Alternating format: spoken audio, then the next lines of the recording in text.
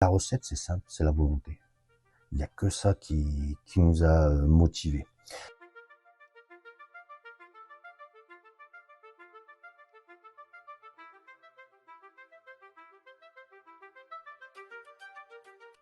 Bonjour Monsieur le maire. Monsieur le sénateur Cardon, bonjour. J'ai entendu parler de votre projet structurant que vous avez monté avec votre équipe municipale, qui est en fait, si j'ai bien compris, la mairie réhabilitée.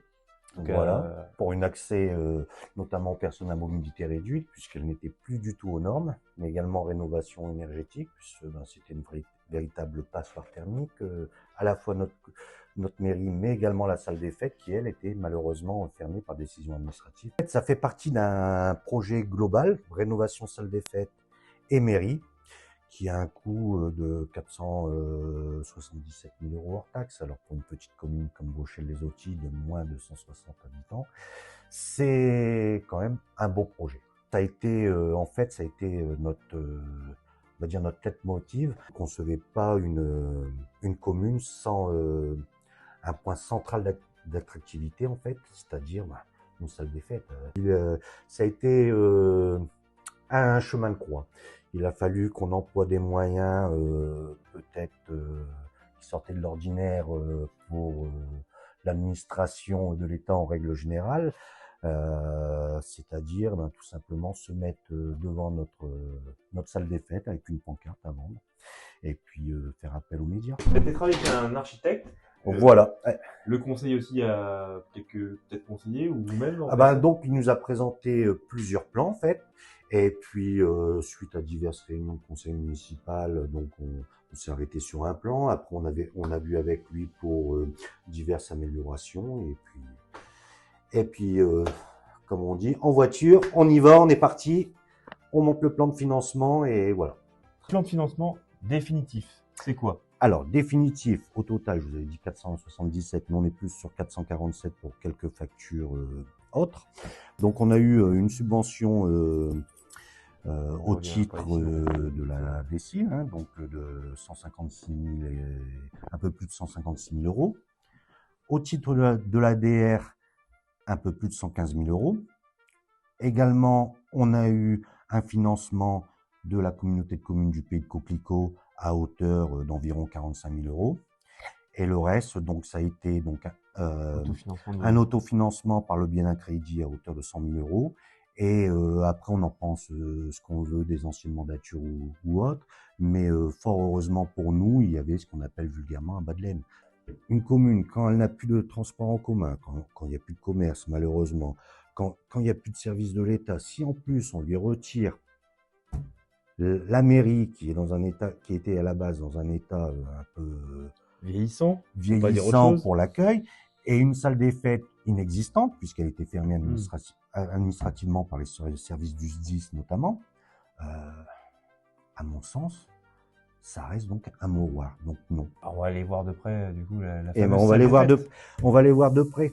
On est dans la salle principale, la salle dite de convivialité où on peut accueillir un peu plus d'une centaine de personnes. Moi, je dirais plus 80 assises pour laisser éventuellement, lors de manifestations festives, un peu plus un espace pour danser, effectivement.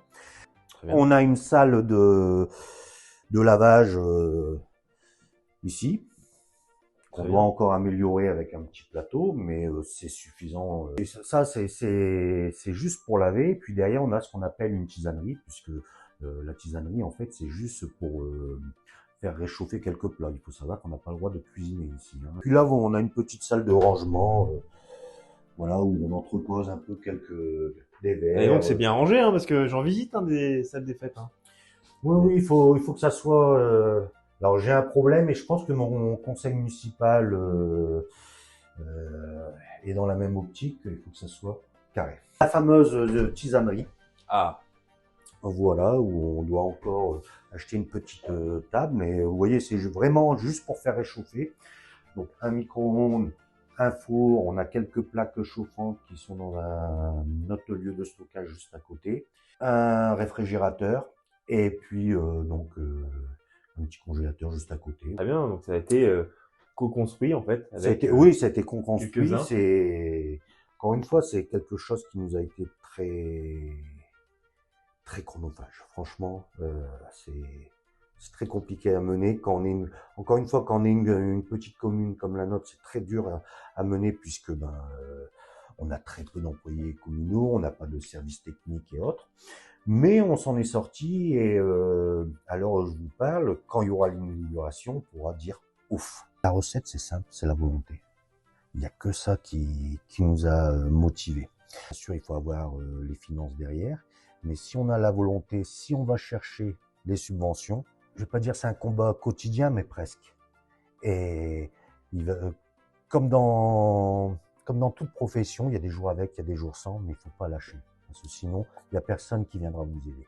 Il faut que le territoire soit attractif. Et pour ça, des fois, il faut se relever les manches, comme partout.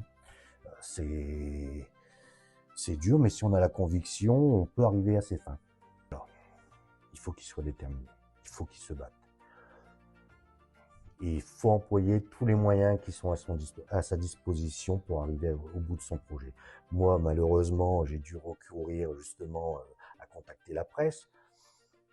Je vais être franc, je ne le regrette pas. Parce que justement, j'avais des convictions, me battre pour le village. C'était le projet qu'on avait décidé de mettre en place lorsque nous avons repris la commune. Et donc, le message qu'il faut faire passer auprès de mes autres confrères, collègues et amis, maires et mairesses, battez-vous, battez-vous. Ça sera le mot de la fin. Ça sera le mot de la fin.